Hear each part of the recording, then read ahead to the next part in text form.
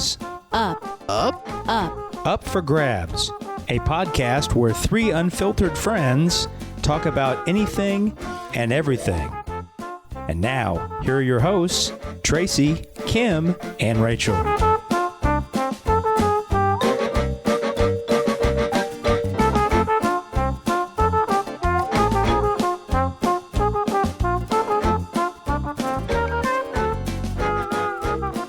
Welcome to Up for Grabs. I'm Rachel. I'm here with my friends Tracy. Hello. And Kim. Hello. And I should call them my joyful friends because today on Up for Grabs, we are talking about joy. I guess not really our thoughts about joy, but I would call them experts. Experts' thoughts about joy. Absolutely. Do I not get to give my thoughts at some point? Are you not an expert? Is that what you're asking? No, I'm an expert. You are. Carry on. But yeah, we want to know. Certainly, we want to know your takeaways takes from it. But what we're talking about is our book club selection for this month. It was my pick, and it kind of tags along with a fun field trip that we went on.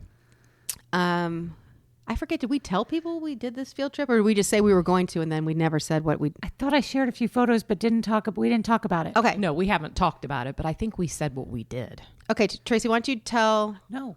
Okay. Yeah, I will. Well, I can. Okay. Well, go ahead. You go. Well, you just jump in there. If you... Okay, I'll jump in. Okay, so last month we went on a field trip. Bloomington's about an hour and 15 minutes Correct. south. And we went to the Tibetan Mongolian Buddhist Cultural Center in Bloomington, Indiana. Yes. Okay, now do you want to take it? No. Oh, Go on. and I'd never been there, but I guess it's a hidden gem, that's for sure. it really was. Definitely. But it was kind of like, I was surprised of its location. It was kind of off a country road, but it had subdivisions very close to it. Like there were. Yeah. It would be fun to live near it. Yeah, it really would. I would very, go there. Very peaceful. I forget why we decided to go there. We had talked about that we kind of wanted to explore like spirituality. Yes. And, we're all three of us are Catholic. And so just different forms of religion, not necessarily religion, but how you fill your spiritual cup type Yes. thing. And I thought of this place, and after reading the book club I think selection, I did. Are you taking credit? Because I feel like I thought of it. Oh, did you want to think of it? Yeah. Okay, Tracy thought of this really good idea that we should go. All right, I got my credit. Continue. Did you? Okay. But this Tibetan Mongolian Buddhist Cultural Center was a location. It's like extra spiritual because the Dalai Lama himself, His Holiness, actually went there. And after reading this book, the Book of Joy, with him and Archbishop Desmond Tutu, now that I think about it, I'm like, now that I see him, I'm really mad that I wasn't aware of when he came to visit. I'm mad that I didn't go. Yeah, I think remember. And he has actually been there several times. And we live in such a bubble that I think unless you are aware of, I don't know. Yeah, I mean, it depends on where you're getting your news. Yeah, just like exactly. anything. I was going to there say, are things going on all around. Yeah, but him coming to Bloomington, Indiana is a big deal.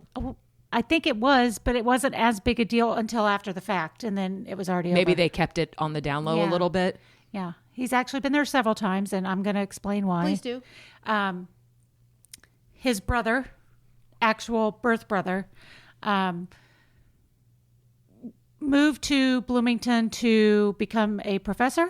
Oh, yeah, I believe. that's what the lady was telling us. Yes. And he was exiled sometime in the maybe 50s. I don't know. Anyway, he moved to Bloomington. And according to what we were told by someone on the grounds, he was gifted, I think it's like 99 acres by one of his first students. A little odd to me, but good, nice. Yeah, the backstory we don't know. Right. Really how that makes a lot of sense. But he was gifted this property. Did this kid just need an A in a class and say, hey, I've got some property? I've given A's for less back when I was a teacher. So, so that I thought was very weird. So he would actually come to visit his brother who was here. Well, I think it's interesting that he was reunited with his brother because, I mean, he was taken away from his family at a really young age. How did he even know how to find his brother? I'm sure they knew who he was or who they were. I guess they know how to find him. Yeah. I don't think he was like taken away, like stolen. I think he was taken away like For safety. This is your job to go here now. Right. Little Yeah. toddler. Here's your job. Yes. What the But Dalai Lama, I think yeah. Yes. I think it was an honor to his family. So they would have Okay. known who everybody was all Yeah. along. Yeah. Yeah. So we should say that this Book of Joy that we're going to talk about was also made into a documentary, which thank God we found that out. Sometimes it's hard to read. Did it say it was a? We know the At words. the very We just beginning have of to it, did it find the say it was concentration. 2015 was Yes. this meeting? Yes. So it was the meeting between these two, and they documented the week-long meeting. Right. And so the book is like kind of just everything written out, and then there's the documentary. I think it was on Amazon Prime. and It a is couple of other Amazon places. Prime. Mission Joy is with an in it. It's $5 to rent it. It was really, really good. It was good. Definitely worth watching. Absolutely. Did you watch it, Tracy? I did. Okay, I didn't know if you got around to it. So that's kind of how we wanted to explore some different ways to increase our spirituality or our awareness. And so we go to Bloomington, and then I get this book, and I decide that we should all read it, and then it's a documentary, and that's where we are. We Yeah. watch the documentary, and Can we tell a little bit more about our trip to Bloomington? yes, Okay. So we go. It was a beautiful day. Like the weather was perfect. The sun was bright. The sky was blue. There was a breeze. Like, and their cultural center is so colorful anyway. And there's colorful flags and the prayer things. There's gold. You know, all the stuff is really aesthetically pleasing. There's a pond with lily pads, and you could hear the frogs and see the little turtles. And it was, and we were like 3 of maybe 7 people on the property. yes. So all of that combined made for a beautiful time there. Agreed? Agreed. And it was also fun to see like a real live monk. Yeah, we asked. There was a lady that worked. It wasn't like an animatronic monk. Yeah, it was like a real live one. There was a lady that worked in the Welcome Center. Oh, she was cute. And I asked her. There are 7 monks that live on the grounds. They also hold retreats, and they have the cute little huts that they call yurts. Oh, the yurts. And they were, and I don't know I am how. tired of everyone acting like they know what a yurt is. And I didn't. I'd heard of a yurt, and I've heard of like different people doing like Airbnbs, Yeah. like doing yurts, like in North Carolina. I think it's really popular. But anyways, I'm not comfortable with the word. I know it is a weird word, but they have those for the weekend retreats that you can go Yes. on, and it was just And absolutely she was beautiful. very kind. We went to the Welcome Center, and we didn't know what was appropriate, Yeah. like to say or do. You know, we'd just never been to a place like that. And she welcomed us into is it a temple? I'm going to call it a temple. I don't really know. But let us walk right up to the altar, told us about the different deities and kind of what they represented. Well, I just appreciated the thing that I guess surprised me was that they had, Jesus was there. They invited the crucifix was there, and I was like, how inclusive and wonderful. Like she said when the place was first opened and they had a ceremony for it, didn't she say they had interfaith people come? Right. So, and they encouraged them to bring a Yes. symbol of their faith that they could also put in with Yeah. their symbols. And there was a little bit of an altar outside as well that hilariously had images from other faiths that obviously people had donated maybe. And they weren't something that you would necessarily see in a Catholic church, but you knew that that's what it was. I mean, Yeah. it might as well have been a cherub on its belly with its feet up behind it, with its hand on its chin. So that was kind of the thought anyway. But I thought it was beautifully inclusive, and it was just a very nice day. And then from there, we went to the Salt Caves, And it's not a real cave, so don't get excited. which is a holistic experience. I don't know if I'd call it spiritual, but still very cool. For those that are looking, like it was a very zen place. Like I'm sure the lady taught yoga. She was into the stones. She was into all the healing. If anybody that I enjoy anything like that, I'm up for anything. I'd never heard of a salt cave, and I know that they're kind of trendy right now. I think one opened in Greenwood. Yes. But you can explain kind of how it was set up and what the whole purpose of it is. Yeah, so It was funny because you would have thought the lady asked me to walk across hot lava. I felt like I was on the episode of The Office when they walked across hot coals.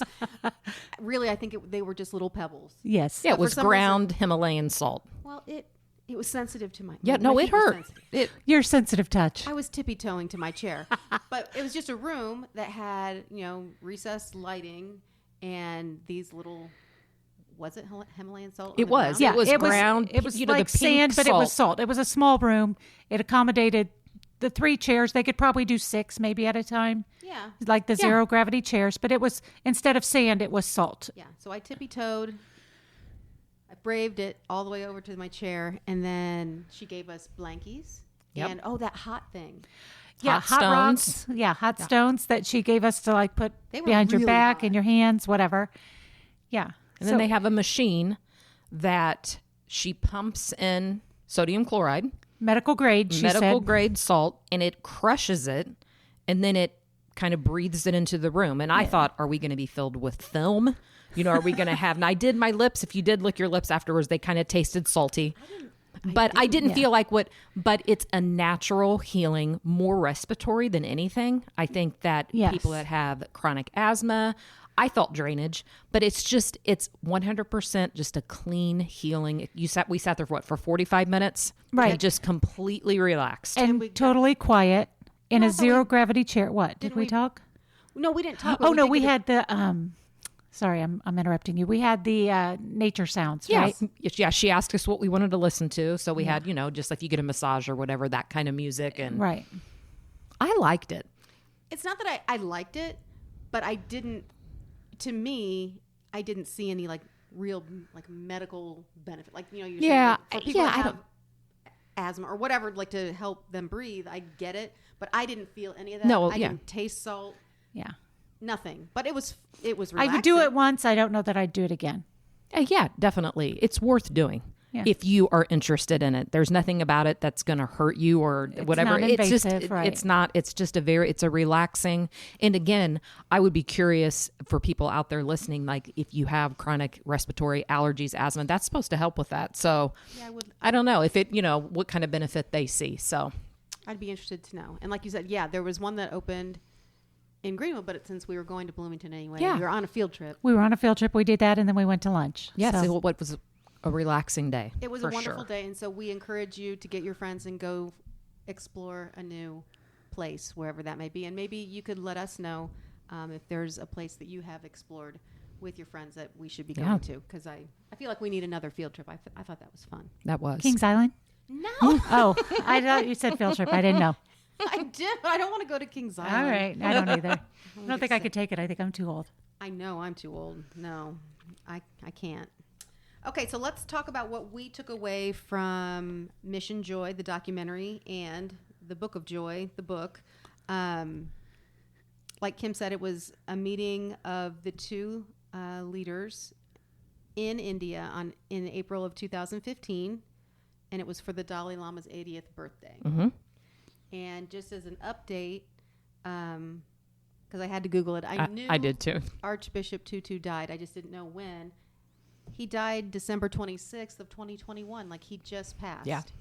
We could have had him as a guest on our show. We just missed that opportunity. And the Dalai Lama is 87, And he's still going. and he's still going. Yeah. So yeah, At the time of the documentary, I believe they said that the Archbishop had pancreatic cancer. Is that right? Oh my gosh! So he had a couple Prostate. of bouts with cancer. He talked in the documentary about having polio and TB as a kid. Like survived one, then the other, then these cancers. Like, and he credits that for his profound joy and his profound faith and his compassion. I mean, that's what the documentary talks a lot about. It talks a lot about that. And I think one of the things it did at the very first question that they said, and I think the Archbishop kind of placed it to the Dalai Lama, he said, how can you be joyous when you've been a refugee from your country for 56 years? Like, how do you do that? And basically his reply was, I take, yes, I'm a refugee. Yes, it caused me suffering. but I take that as an opportunity to learn and to become more spiritual. And this has made me who I am. Like, this suffering has made me who I am and who I needed to be. So he's almost thankful for the suffering. I mean, yeah, that's what I think the main takeaway that I got from it was acknowledging the suffering, and those who suffer probably end up, if they allowed themselves to, experience the greatest joy. Yeah, because joy they've seen in the other midst side. of suffering. Absolutely. And they both, I mean, when he was talking about his illnesses and he grew up, this is the Archbishop, like super poor. It's kind of, they had the opposite childhood. Yeah. I mean, the Dalai Lama was in a palace. Yeah, I think they said 1,000-room palace he grew up in. And it kind of made me kind of sad. Yeah. That's kind of mean to do to a kid. He was, I mean, to see who he's become based on how he began, like, was it 7 years old? They kind of To be torn said, from your family. this is what you're going to do. It's 16 years old. You have exiled, go hide. And I don't know. It's a fascinating life. Mm-hmm. And I'd love to know more about, they alluded to it in the documentary, but I guess there was a way that they were going to be choosing. Yeah, they didn't go into great detail about that. No, but I thought it was really interesting that they were, something about like organizing something in a box or something. And it was just like Like they innately sorting? knew, who the reincarnated person is. Like, Yeah, because I looked up, he's the 14th Dalai Lama. And then when I was done with the documentary, my husband asked me, well, do they already have his successor in line? Like, and I'm like, you know what? No, I have no idea. I don't think so. I don't think so. I don't either. know how. Because I don't think they can until there is the reincarnation. Like, so Okay. he would have to die for someone Okay. to take on And then they the role, probably I go think. through a specific I think type of ritual to, okay. Yeah. Well, I can't wait to hear more. some sort of vetting process to become His Holiness. Yes. Yes. Well, and one of the things that struck me about that, going along with that, all the deference given to him as he deserves and calling him His Holiness and Archbishop, they were the most humble people in the entire world. Yeah. After, when I was watching it, They were so I was very much like craving, like, wouldn't it be absolutely amazing to be in their presence and to just have them, I don't know, counsel you, teach you. Like when they did the school thing and the kids were asking questions and different things like that, I was just like, they are the most humble, like no arrogance. And it was, peaceful. I think they see the bigger picture and see that as big as they are, they're a speck in the cosmos, and whatever it is, they just have, as big as they are, they know how tiny they are in comparison to life. Yeah. Well, that was one of the, in the book, they broke it down and they called it the 8 pillars of joy. In the documentary, they just talked. Like, as I was looking at the 8 pillars of joy, I recognized them in the documentary as different stories. But the one that they told about humility was my favorite, because I think it also had to do with humor. I don't know if he told this story in the documentary or not, but the Dalai Lama was saying how much he hates formality. And like when he would go to other countries and they would make a big deal He touched about on that. it. And then he went to some conference with all these different faith leaders. And one of the men insisted that his chair be put on bricks so he sat above everybody else. And the Dalai Lama said, I just wanted to pull a brick out from under the chair and have him fall. Like, and I was like,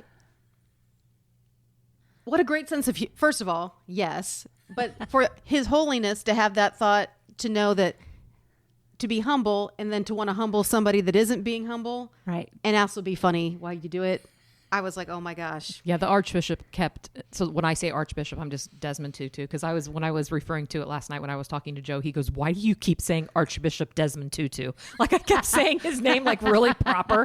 And in the documentary, they referred to him as the Arch. The Arch. So we'll call him the Arch. the Arch kept saying of the Dalai Lama, you're mischievous. Yes. Like and he had the funniest giggle. Yes. And they were constantly touching each other's hands. Yeah. And just squeezing And there was a lot of each other. language barrier. And So it was the sweetest friendship. It just truly, it really was. And with the language barrier, that even made it more, it was almost like, it was just so spiritual. Like they didn't have to speak words No. or even understand everything. to feel the connection between them. Yeah. The moment where I saw that the most was when the Dalai Lama said, when he dies, That made me cry. it made me tear up too. Yeah. Yeah. He said, when he dies, he knows that he thinks that he will see His face. the Archbishop's face. He said, I will think of you And- when I'm dying. Yeah. And the Archbishop was like, He sucked in a breath. I mean, you could see how honored he was that someone would think of them at the time of their death. and I loved how the Archbishop, because this is kind of what we believe, said, I will see you in heaven. Oh. Yes. Because they have two different beliefs on Yeah. where they're going, Yeah. and And the Dalai Lama said, okay. yeah, And if God allows it, okay. And if you're back here and we hang out again in another form, like they both said, it was so neat. They were willing to not know, but be Had happy enough- with any which had way it enough happened. faith Yeah. that it was going to be okay, however it happened. Another funny part, the Arch was killing it. He was, God. and his His giggle dance was, moves. I know. Yeah. So when he said, I guess it's true. He said that the Chinese said they would decide what would happen to the Dalai Lama. Like when China took control of Tibet and they Yeah. Right. kind Yeah. of stripped him of all power, they said maybe they would decide what would happen to the Dalai Lama after he died. Something weird like that. And the Archbishop was all over that. And he was teasing him about it. And he was like, but then he also said, maybe the Chinese gave us a really wonderful gift by, putting you in exile. And Yeah. so that's perspective. And I think Yeah. that's one of the pillars that was talked about. It was the first one that I think is probably the one that I can do in my daily life that helps bring me joy. And maybe it doesn't bring me joy, but it helps me be less anxious about things. And Tracy was talking about that. Did you want to give your example with perspective? no. Yes. Which example? Any of them that you want to give? No. Because you do have perspective. Well, I said that I've, for a lot of years, perspective has been a big part of my life because I said that I do choose happiness as much as I can. I've been through a whole lot of crap and I, for the most part, choose happiness. And I don't see a lot of people lining up to have my life. Sorry, that's going to make me cry. Don't cry. But yet I know how lucky I am. My kids could not love me more than they do. And that's what it's about. They were talking about the connection with people and how that is truly what joy is, not stuff, things. Like the friendships you make are what makes you happy. The fact that you're aware of that and you choose to believe that in order to put one foot in front of the other to the challenges that you face, the adversity that you faced, I'm telling you, that's part of the secret of life. I mean, Right. It truly is, because there are so many people, and they talked about it in the documentary, they 320 million people that suffer the complete opposite way, where they don't have hope. They have dread, they have fear, they have anxiety. And not to say that you don't feel those things, because you do. Absolutely. But part of the key is choosing joy over being Right. sad all the time. And it doesn't mean joy all day long. But you Exactly. can find joy in your day. Everybody can find some joy in their day. And that's part of the perspective. You're right. Because one of the stories they told was about two soldiers. Did they do this in the documentary or just the book? One of them was talking about how they went to a nation that was in war, and they went to a hospital. Oh, And yeah. both Yeah, they talked about paraplegic. it. Yeah. Both two paraplegics were in the hospital. One was curled up in a ball in his bed, crying, facing the wall, wouldn't talk to anybody, and the other paraplegic was sitting up in his wheelchair, saying, "Well, at least now I can." Smell the flowers because I'm closer to them, and at least I can look at kids eye to eye. I can really finding some perspective Absolutely. on the same situation. Same level. Yeah. One funny story that makes me think of was when Zachary, we were at Children's National and Hospital, and he was diagnosed with a rare disease. We'd never heard of it, never heard of anybody who had it there for a month. We're transferred to National Rehab Hospital where we're going to be for a month. But the first night, long story getting there, the first night we're there, the kids wing, it's a lot of soldiers because it's in D.C. So the kids' wing is very small. It has like maybe 14 rooms. I don't know. So there were only like 3 or 4 people in it. And a boy who was, I think, about 16 at the time, and Zach was 10, came through, and he was a quadriplegic in a wheelchair and had a feeding tube and oxygen tank on, everything, And we said hi, we stopped to talk to him and his mom for a second and said, "What do you have?" And he said, his mom said he had a brainstem bleed from a cavernous angioma. And it was the same thing as Zach. Oh my God. And so he rolls away, and I'm not going to say his name, but he rolls away in his chair, and Zach's like, "Are you freaking kidding me? One day I know my diagnosis, or 1 month, or whatever, and the first person I meet is so much more worse off than I am." Perspective. And it was just a perspective moment, but how we're, you feel sorry for yourself, and you're like, I can't believe I have this horrible thing, and it really could have gotten in our feels. And then this guy had it so much worse. And I love that he was the first person you saw. He was the first person, and we ended up having an activity that night where they made chocolate chip cookies together. But it was just a funny moment. Zach's very sarcastic. So after this kid rolls away, Zach's like, "Seriously? Yeah. Is that what the takeaway is?" And yes, it is. Were there any other? I took notes on the documentary because that's what I do. Mm-hmm. You all seem to be flying by the seat of your pants. Yes, if I bring things up, will it help? Yes. Okay. Because I just wrote down just things. They're different. I think if I watched it a different time, different things might jump out it's at me. fresh in my mind because I watched it last night. So I feel like it's a quiz. We're ready. Okay. Are you ready? Yes. Oh, well, there was a Tibetan saying that the Dalai Lama was talking about that I loved that said, "Wherever you received much love, that is your home." They were talking about how he was exiled, and they're like, "Aren't you mad about, not being with your family, not being at home?" And he said, "I was blessed to have, all these, excellent teachers, and I got to read and learn." And, and that's when he said, the Tibetans always say, "Wherever you received much love, that is your home." Well, I don't even remember that in there, but one of my mantras, and I have a lot of them because that's what I do, but it's bloom where you are planted. Love and that. It's the same idea, make it work.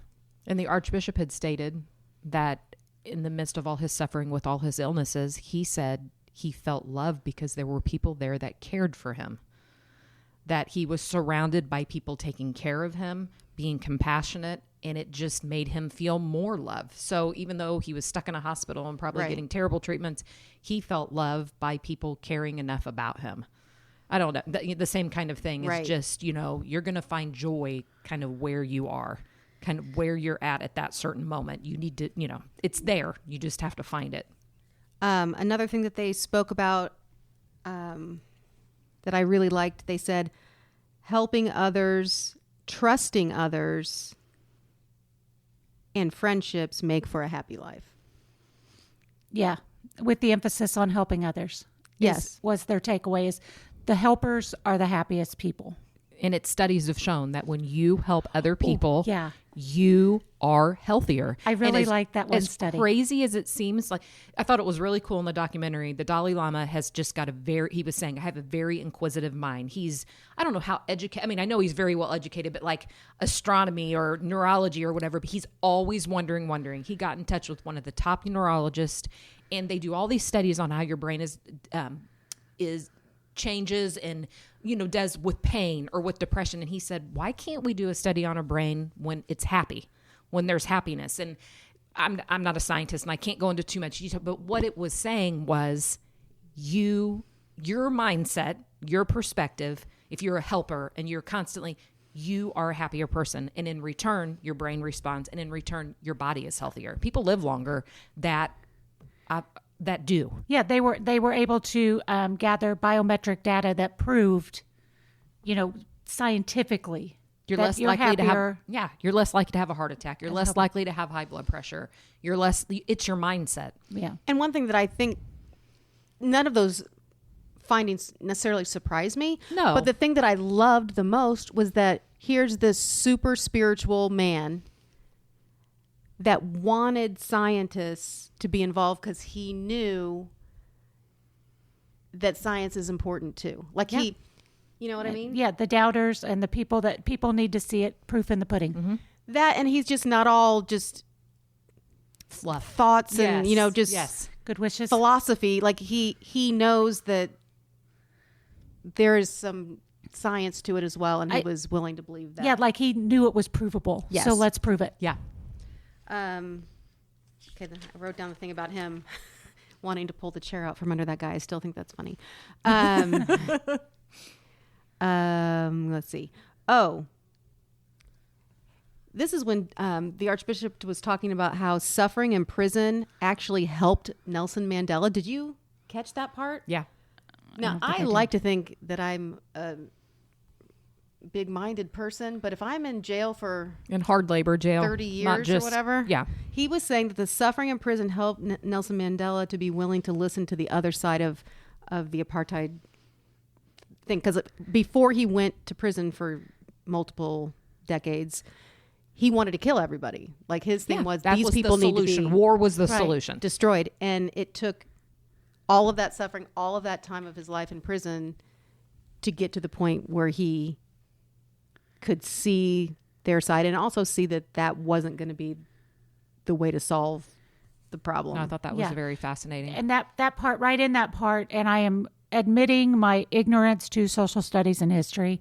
Me and too. so I half-assed don't know what I'm talking about. So let me just No, I put same that here. precursor out there as I'm not speaking with any knowledge of anything that I'm talking about.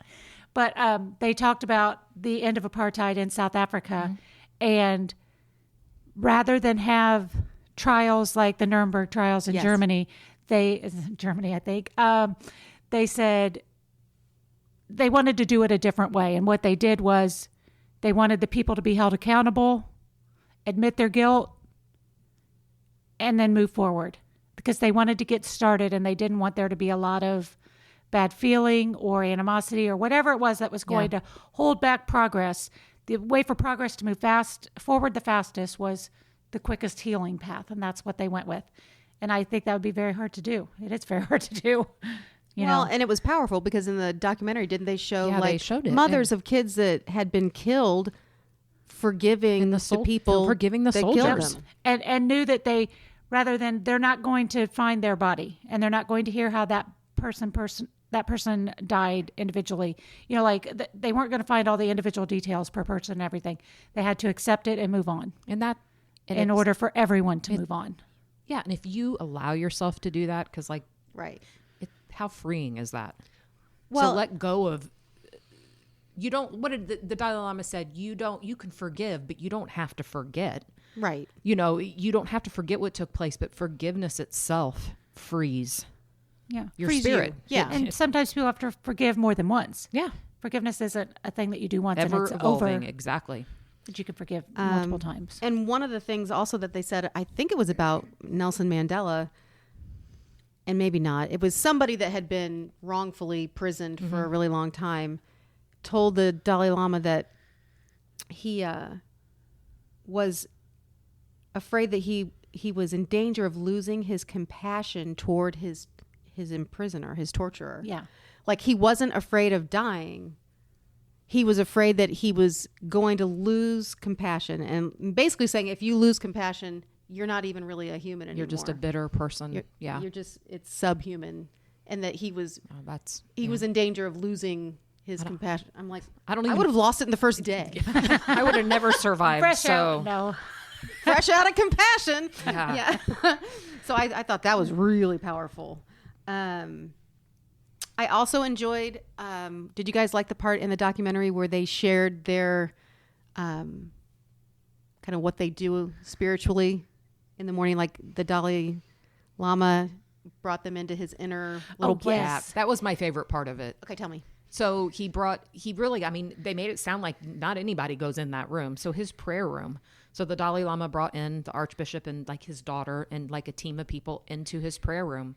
And there was no like, sit in my chair. You know, I'm like this powerful. But it wasn't extravagant. It wasn't nothing. opulent. It reminded me of in Bloomington. It reminded me of that the it room was a there. recliner. It was a little wooden table, some votive candles that could have been purchased at Dollar Tree. Yeah, it was. Like, Now they're Dollar Tree. They could have been. I'm just saying, like, I felt like You're right. It all wasn't extravagant. It didn't It matter what was wasn't. there. It was. And then the Archbishop, in return, wanted him to share in the Eucharist. and the bread and wine. And I loved how he said it, is that whatever faith you are, whatever, we're all at God's table. So because they were concerned to, like, would it be offensive to the Dalai Lama if we wanted him to partake in what we do? And no, it wasn't. The cutest thing ever was he took the host and he did that, but they don't drink alcohol. I saw. And it was the sweetest thing ever. And so the Archbishop or his daughter, I can't remember who, I think it was his handed daughter. him, and he just put his finger in there and just dipped in there and tasted it. Like he wanted to show enough reverence and respect. Yes. I respect your. Oh, it was. But he didn't bring the cup to his mouth. It was so beautiful. It was so beautiful. Yeah. And it was eye-opening when you, and could be a whole nother podcast, when you grow up in a specific faith that has specific rules and rituals, it's eye-opening to see it from a different perspective. And I think that was the whole point of our field trip, and the whole point of this was that don't be so closed-minded that you can't find the love of God in the way that you want to believe it outside of what you. There's more than one way. And There's God, more and than God one being way. whatever the spirit is or whatever it is, the power that you think is guiding. A light. You're not disrespecting the religion that you grew up in. No. You are not disrespecting it. We're all human beings. And we're learning. And I think you learn compassion, learning other people's rituals and beliefs. So one part talking about the differences, one of my favorite spots was after the kids and they played, I think I'm going to say it was We Are the World. I can't. Okay. It was. You know, We Are the World can make me cry if I'm on my period. I'm just going to say. Too. I'm going to say in my car, and whatever. You couldn't help. I was like, I was playing singing all the parts. You know, I was hitting it. But anyway, the Arch really got his little shoulders moving, and he had some moves. He was an adorable little dancer, which I don't mean that condescendingly, but it really was really cute dancing. And then he kept trying to grab the Dalai Lama's hand and get him to dance with him, like sway back and forth. And then the interpreter came on and was laughing and said, what he didn't know was that's one of the things that we say we won't do. The monastic life. And I'm not trying to judge, but I found that very interesting. I did that too. They can't, because when you feel joy, I don't know, you want to dance a little jig. I mean, that is part of my joy. And it's so music, they're not, I don't know if that they, I can't think of what I'm trying to think. That they purposely, you can't drink alcohol because that's a pleasure. You can't do this. You're giving up things in order, and maybe that they look at that as a pleasure, and that you're giving that up because you want to feel deeper in other areas. Yeah. I don't know, but he wouldn't. But he did kind of move his hands. So that was kind of cute. That was so cute. He did as much as he could without being rude to him, but disrespectful to his faith. So that it just really shocked me. And obviously, it's not a rule of Buddhism. It's a rule of if you're a monk. Yes. They made it seem like it was a monastic thing. Yeah. But I'm like, for all of the joy and peace that music and movement do for people, I'm shocked that that's something that I'm just going to tell myself that in private they dance. And wouldn't that be okay? I mean, I'm not telling them to break the rules. I'm just saying it just seems like a natural. They're not dancing to a Cardi B song for crying out loud. It was We Are the World. I don't know why. I'm just saying. I don't. And that's how our brain is programmed. And like they are so. It's so beautiful what they do. Their faith is physically beautiful that I'm surprised that they don't have there's a thing in Bloomington where you walk along and you hit these rollers. I know they're not rollers, but they're called prayer wheels, right? Prayer wheels. Okay. No, she was like on Wheel of Fortune. She was hit spinning. these rollers, but you walk along and there's like 10 of them and you can spin them and it sends the prayers off into the wind, and the wind is to carry them away, was what they said how it's done. They have footage of it happening, I guess, in Tibet, in the documentary, flags, the prayer flags. Where there's people just walking down the street, like through the village, but as they walk on the side of it are these wheels, and they just have like their hand out. It's almost like if you could picture giving someone five. They're like a row of people, you're high-fiving people as you're walking, only it's not people, it's these prayer wheels, and you're just spinning them, and each person behind them all just doing it as they walk along. So you kind of like, you're seeing everyone else pray kind of as you're walking along, going about your day. Right. I just thought that was cool. I thought it was cool too. No, it is. Yeah, to wind up, near the end, they kind of got to more like bigger picture things. And one of the things that I liked was the Dalai Lama talking about the basic human nature is good. That we see a lot and hear a lot about the bad. That, it's not news when somebody is good. So we're bombarded with a lot of news about bad things, but that innately the human spirit is good. And I needed to hear that. I think, especially recently around Indianapolis, there's just been a ton of gun violence. And I was like, I want to believe that, but I hear so much of the other that I just, maybe I need to start doing more for other people so I can feel like I'm trying to help the situation instead of feeling helpless about it. You know what I mean? In the book, they kept saying your perspective of the world is you can either live in a world where you are like, I hate this, our world is falling apart, it's all gloom and doom, everybody's miserable and just have a chip on your shoulder, or you can look at the world at a different perspective and that there's more good in the world than there is bad. And if you don't see the good, maybe you have to do it yourself. You have to be the good. You do. Yeah. You have to be it. And there were a couple of times in my life that like I have shared a whole lot on social media about the kids and me and whatever, and almost all of it good. And I would tell people, doesn't mean we don't have bad. And it doesn't mean I'm not bragging on my kids. I'm trying to put good out into the world. That's all I ever wanted to do with it, was to share our good. Mm-hmm. And someone may see it and also do good. So it was never a braggadocious thing. It was never, right. I'm not hiding the bad. I mean, yeah, I am, because nobody wants to hear that. Right. We get enough of that. Exactly. Everybody's got their own bad. Put out the good. Share the good. Well, it lifted my spirits to know that someone that dialed in spiritually still thinks that the basic human is why the wiring is good. That they have, I think they said that we're wired to be compassionate and that joy comes from being compassionate. So I liked that they were still hopeful. At least they didn't say, well, good luck, No. And again, they were both adorable.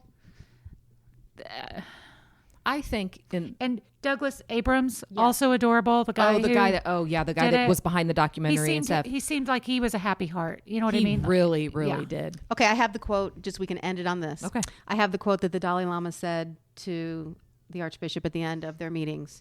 He said, "At the time of my death, I will remember you."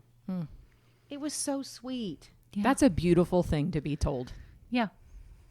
So that's what we got for you guys. I expect you two to remember me. Yeah, and I'll just say, quick in closing, the book, along with the documentary, I think should be on everybody's reading list. And if anything, I know there's so many people in the world that just have a fear of life, have a fear of death, are kind of hardened. And I think this book kind of opens your eyes to the idea. It softens you, and it's not a book that you're going to read and you're going to be instantly this, it's just, it's good learning material, and it makes you feel good after you read it or after you watch the documentary. So, Tracy, any closing? Nope. Okay. The only other thing I was going to mention that I loved was that the Dalai Lama thinks that the children are in school need to be taught compassion. And I agree. He said that, and I'm like, wow. And he's like, I'm not, and he wasn't talking from a religious perspective. He was just talking about a basic human level, compassion, basic ethics. It should be, right alongside math and reading. And if he thinks that, then I'm all for it. Because basically he's basically saying, because not everybody's getting it at home. No. So somebody's got to learn somewhere. So why not teach it in school? Yep. Yeah. So amen to that. Thank you so much for joining us. I hope that you will take the time to either watch the documentary, Mission Joy, or get the book, The Book of Joy.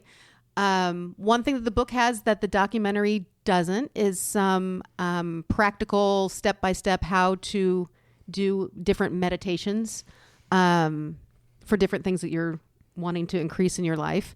So that's a fun how-to that you can get in the book. Because I think that's one thing that I thought. I'm like, well, they do this because that's what they do, and they pray 4 hours every day. And how do you learn that? Yeah. I get that I need that. I just don't understand how to do it. So in the book, there's actually kind of a step-by-step. I'm pretty sure I have 5 minutes that I could set aside to try to meditate. You do? Yeah, probably. You're pretty busy. Pretty busy. Pretty busy gal. Block it off. So yes, thank you so much for joining us. We hope that you will spread a little joy to the people that you know and to the people that you don't. And we look forward to having you back next time. Thanks.